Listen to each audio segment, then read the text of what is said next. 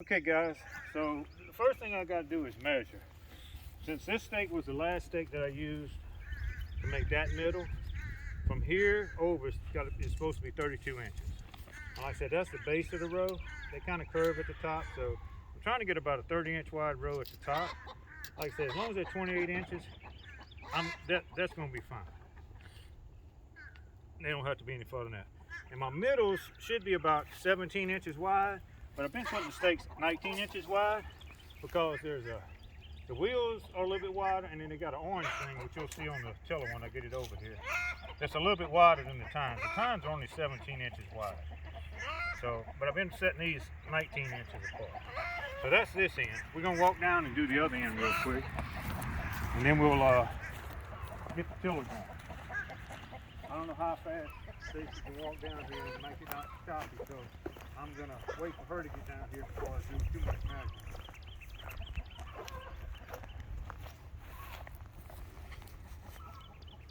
Okay, so same thing. We're gonna basically leave the outside one in, and we're gonna take this one. I can get it to stick up there. We're gonna go 32 inches, and once we get this one here, that's outside of this row. I then can move this stake, move the tape measure down, where it ain't quite so long.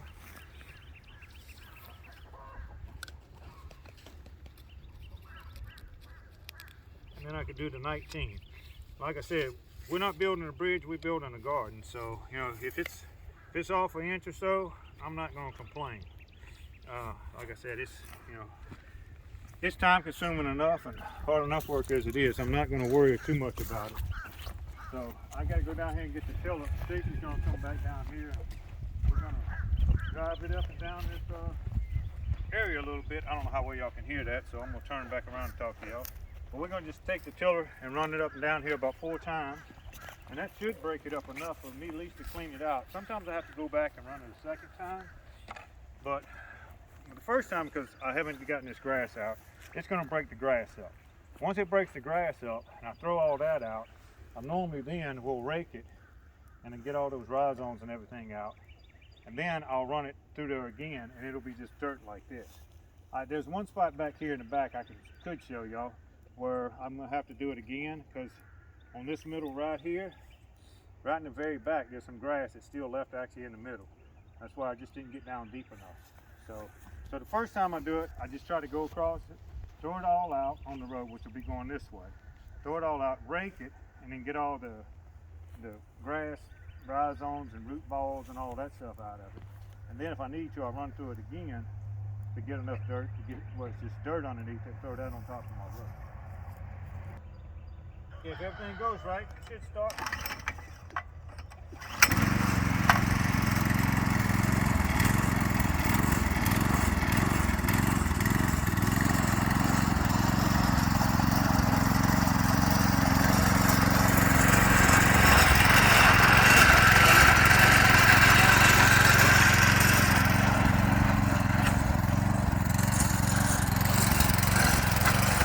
About this tiller is it has reverse, so I'm going to back it up and line it up with these 2 stakes, and then I'm going to go straight to that one, and then I'll flip it around and go back to here. That's what those stakes are just a visual reference for me, so I can try to stay in line with it.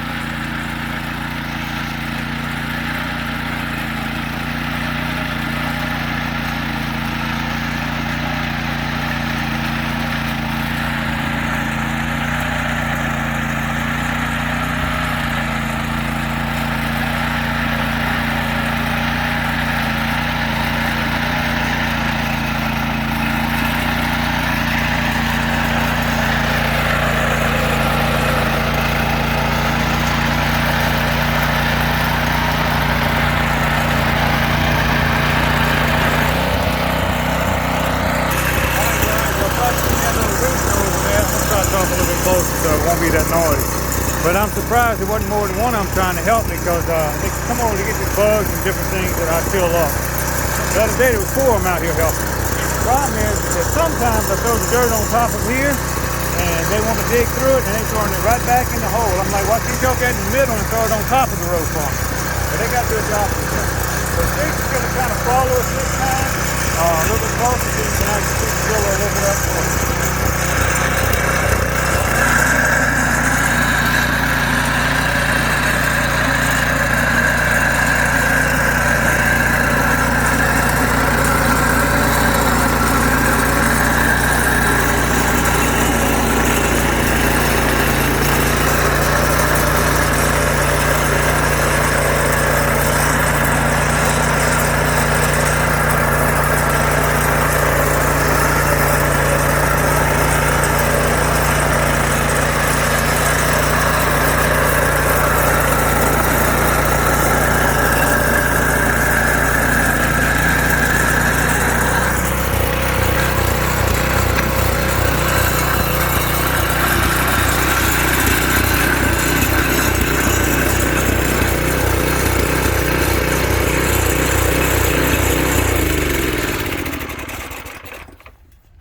Well, that's good enough for the first amount. Like I said, I'll throw a little bit of that and let you see what I'm talking about with the grass and stuff. In fact, I probably should have moved this back a little bit, but that's all right. We'll go the other end and throw it from down there. That way I don't have to drag on this thing so much. I think my shovel's down there anyway. So I'll throw a little bit of this out over where it's supposed to go, and that way you can see what I'm talking about. Like sometimes there's some grass left. And then we're going to end this video also. And what I got to do now is, since we're making more over here, you can see these clumps and all this dockweed and stuff that I had moved before. I got to move it. The other thing is, there's a couple in here that I see that I'm not going to be able to do, because there's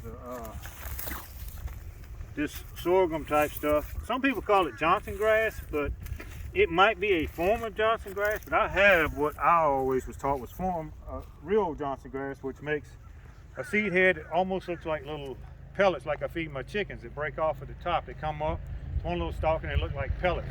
This one makes seed heads like regular grass, but it gets up about this tall, and it makes a bunch of little seed heads that point out.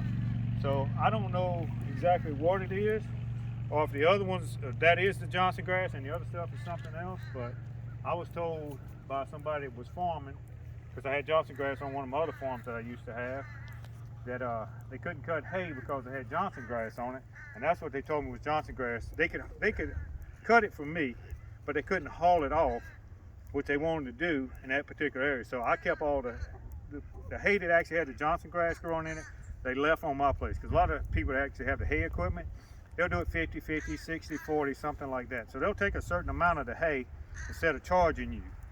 And so the hay that had the Johnson grass in it is what he left for me. And he took the hay that didn't have any Johnson grass in it. It was all ryegrass hay that we was cutting. But I had Johnson grass in a couple of places when I was living out in Lottie. So, but anyway, like I said, but that's what the guy told me, that was Johnson grass, and that's why he couldn't do it. So he might have been wrong. I'm not saying he was or he wasn't. I'm just saying, but this stuff doesn't look like that. I have what he talked about here. Very little of it I have. But I'm not going to throw much of this, because I have these things, and I'm not going to waste y'all's time and bore y'all with me hoeing all of these out. But you can see, like, there's one right here where I'm going to have to throw that. I don't want to throw on top of those. So I'm going to take this out. You've already seen me do the other one. So what I'm doing is just one little area right here where it's pretty clean. I'm going to take these two out right here. And what I'll do is I'll just use that shovel over here, throw some of the dirt out the middle in that area. So I'm going to have to use the mallet to take that one out, this one out. That's another one I don't take nothing but with the hoe. And I got to take this one and this one out, and this one, before I can throw that dirt down here. So I'm not going to waste y'all's time watching me keep using that mattock. So what we'll do is we'll just take some of this dirt and throw it right here. And we'll see how good the tiller done in those 3 passes.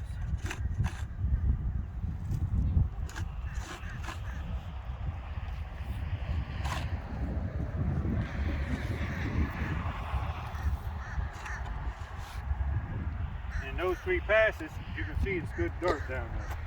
No grass left, so we got below the grass layer. I probably won't go any, the only reason I would go any lower after that is when I throw the dirt over here, if the road's not as high as I want it, I'll go back through here again, make this deeper, take that dirt and put it on here, which makes that higher, the middle lower, and that's just for drainage. Last year it wouldn't have mattered. We didn't get hardly any rain. What we've gotten so far this winter, I've seen these ditches have 2 or 3 inches of water in them. What I don't want is them to go up on top of my roads and drown my plants. So that's why we do this, especially in Louisiana. We get a lot of rain, and the water can go in here and soak down. Eventually these will be filled with wood chips, and it might go a little bit lower anyway and mix the wood chips in with it to help for the drainage. Wood chips will hold some of the water, plus they'll let it drain better. They'll break it up, bugs come into it and break it up, make it the ground more porous so the water drains out a little bit quicker. If we have issues with it, we will be doing that. But for the most part, that plastic will get wood chips on the edges. They'll get cut down the center and wood chips put in that middle row. But like I said, I'm going to show y'all more of that when we actually have all the grass dead and we start to put out plants. The ones I do with cardboard and the ones I do with plastic. Y'all will get to see all that at that point in time. All right, guys, thank y'all. Hope this wasn't too long and too boring, but we'll see you in the next one.